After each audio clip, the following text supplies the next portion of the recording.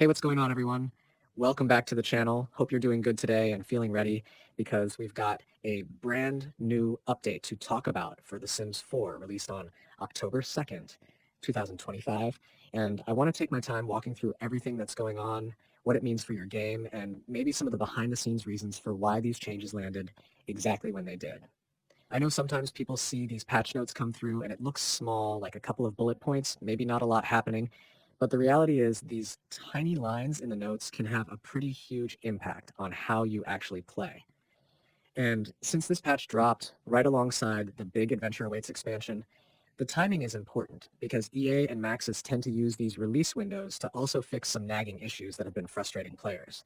So yeah, I want to talk through both the fixes, why they matter, and then branch into a little bit of community response and what players should realistically expect in the coming weeks. So let's start with the most obvious part of the patch. If you've been playing recently, especially if you use the Plopsy and Plopsy feature, you probably noticed an annoying bug where suddenly your crafted items just couldn't be listed because the game insisted they were ruined by water. Doesn't matter if your sim had been standing inside the house with perfect conditions, the game would still tag that item as water damaged and completely block you from selling it. And that bug was brutal for anyone who liked the whole maker or crafter lifestyle. Imagine spending all this time building up a knitting collection or carefully crafting candles, only to have them just sit in your inventory useless because the system thought they were destroyed. Well, thankfully, this October 2nd patch directly addresses that. The developers confirmed in the notes that the fix went in specifically, so you can now list those crafted items again without the game incorrectly blocking you. For players who run their whole sim households around that side hustle, this is not just a small quality of life improvement, it's the difference between being able to play that lifestyle or having to abandon it altogether. And honestly, I think it's a good sign that EA pushed this one through quickly because the community had been reporting it loudly and it became one of those must-fix issues. The other big change that came with the update, and yeah, this one is much more subtle but still important, is around playground venues.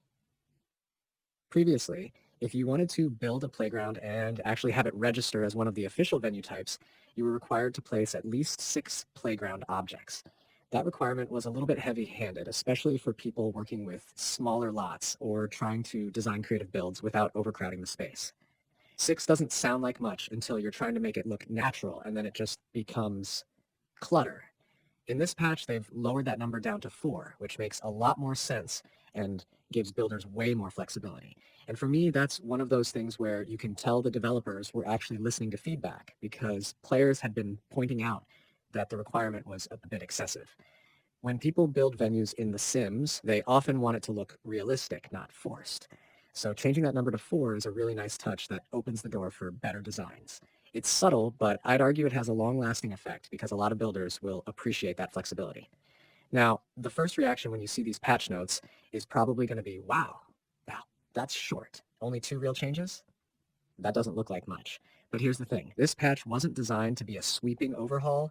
It was designed as a hot fix, targeted at really specific issues right before and alongside the Adventure Awaits expansion pack launch. And that's actually really strategic. Think about it. When a new expansion releases, tons of players jump back into the game, either to explore the new content or to test mods with the latest update. The last thing EA wants is for those players to immediately run into a broken system that was already widely reported. So they fix the headline bug, the Plopsy one, and then slide in a venue tuning tweak as a little bonus. That way, the conversation around the update isn't just, this new expansion is broken, but instead, hey, they're fixing some annoying stuff at the same time. It's damage control and goodwill rolled into one, which is honestly smart on their part.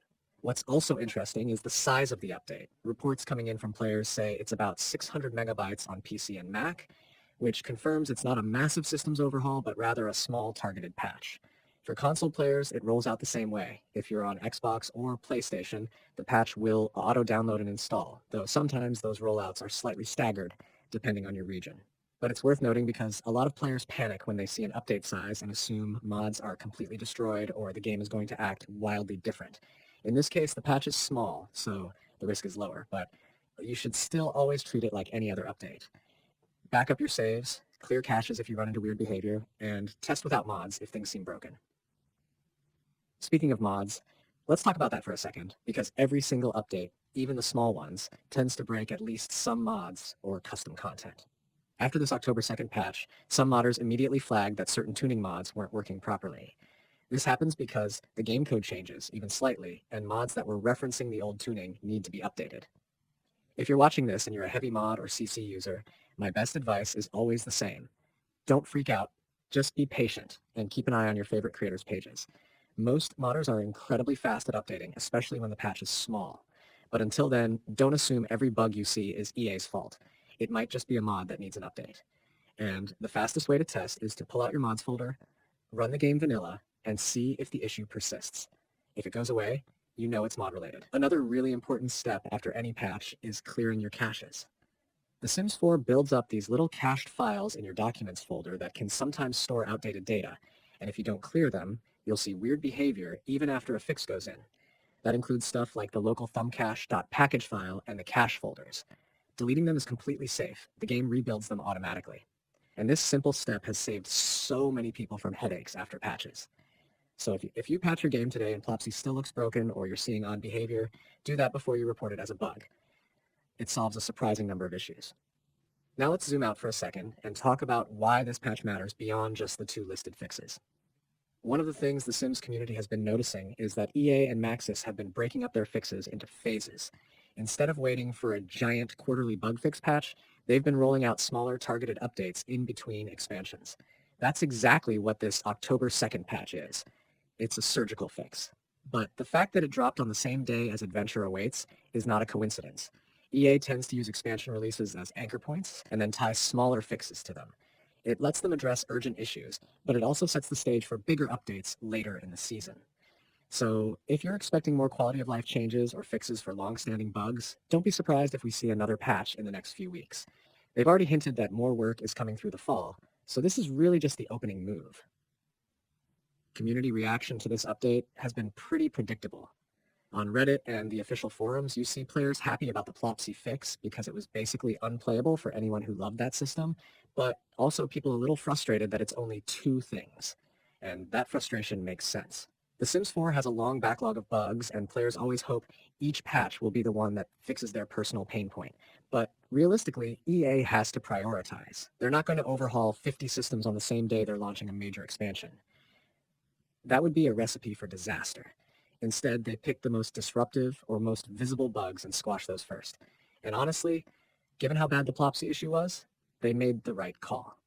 Now, if you're watching this and wondering how you should handle your game after today's update, I'd say step one is always back up your saves. Before you even launch after patching, copy your Sims 4 folder from Documents and drop it somewhere safe. That way, if something goes completely sideways, you can restore your saves without stress. Step 2, update the game. Let it patch fully. Step 3, check if your mods are disabled, because the game tends to auto-disable them after updates, and then be smart about re-enabling. Don't just turn them all back on instantly. Wait for creators to confirm compatibility, especially for script mods. And if you want to avoid headaches, maybe play vanilla for a day or two until those updates roll out. What I think is really encouraging, though, is the communication. EA knew the Plopsy bug was causing chaos, and they actually acknowledged it in advance. They didn't just leave people hanging. And delivering the fix exactly when the expansion drops means players get a smoother re-entry into the game.